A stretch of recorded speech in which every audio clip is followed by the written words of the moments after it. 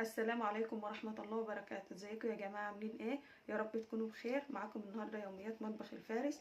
حبينا نبدأ معاكم النهاردة بعمل المطبخة الليبية.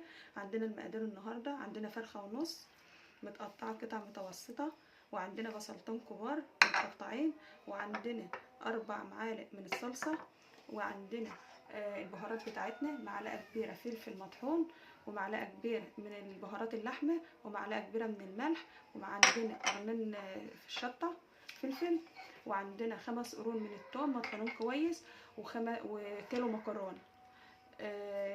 دول المقادير بتاعتنا ان شاء الله هتطلع حاجة كويسة. هنحط 4 معالق زيت على النار في قلب الحلة، وهنحط البصل بتاعنا،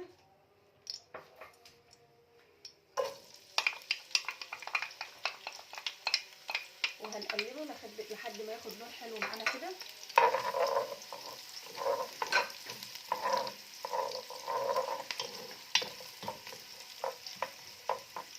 احنا عايزينه بس ياخد اللون الذهبي معانا.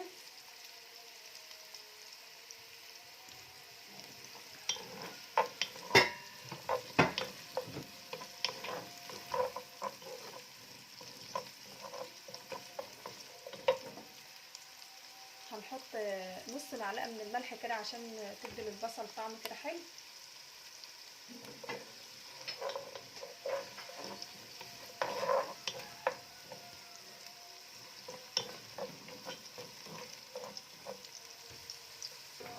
بعد ما البصل خدت اللون الجميل دي بقى معانا، هنبدا بقى نحط الفراخ بتاعتنا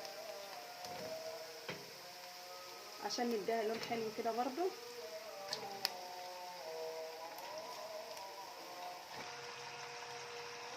احنا خلاص حطينا اللحمه اهوت على البصل. هنقلب بقى تقليبه بسيطه كده لحد بس ما تاخد لون الفراخ برضو كمان تاخد لون. وبعد ما خدت اللون الجميل دوت، هنبدا بقى نحط 3 ولا 4 معالق صلصه معانا عليهم، ونقلبها كويس عشان تاخد اللون الجميل معانا. وحطينا الصلصه عليها وقلبناها كويس جدا لحد بالشكل ده. هنضيف بقى البهارات بتاعتنا: معلقه الملح، ومعلقه البهارات اللحمه، ومعلقه الفلفل الاسمر، وهنقلبها كويس.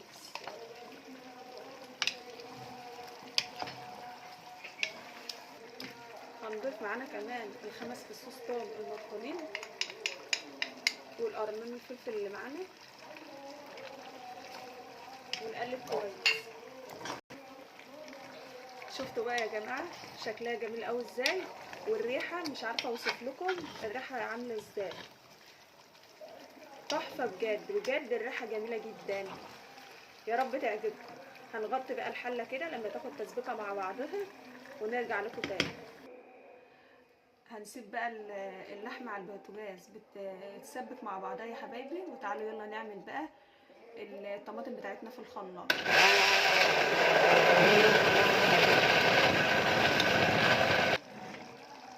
بسم الله ما شاء الله يا جماعه، الريحه تحفه وعادت جميله. شفتوا المنظر عامل ازاي. بعد كده طبعا احنا ضربنا الطماطم مع بعض في الخلاط. هنضيف بقى الطماطم عليها، وهنقلب تقليبه صغيره كده.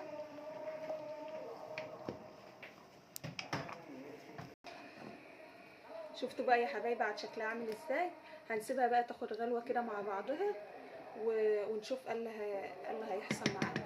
عاد شكلها دي يا حبايبي، عاد شكلها اهو يا حبايبي. هنزود بقى شويه من الميه كمان عشان نسقط المكرونه. بعد ما عاد شكلها حلو كده يا حبايبي وغلت كده، هنبدا بقى نحط المكرونه. هنبدا نضيف المكرونه. هنقلب بقى يا حبايبي كده، هنقلب كده تقليبه بسيطه.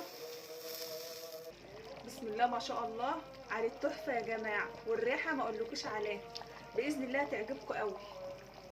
هي بسم الله ما شاء الله يا جماعه، عادت زي الفل اهي، وعادت الريحه جميله قوي واستوت خالص. هنزلها بقى واغرفها واوريكم الشكل النهائي. ودي الشكل النهائي يا حبايبي اللي طلع. ايه رايكم بقى؟ لو عجبكم الفيديو اشتركوا في القناه وفعلوا الجرس عشان يوصلكم كل ما هو جديد.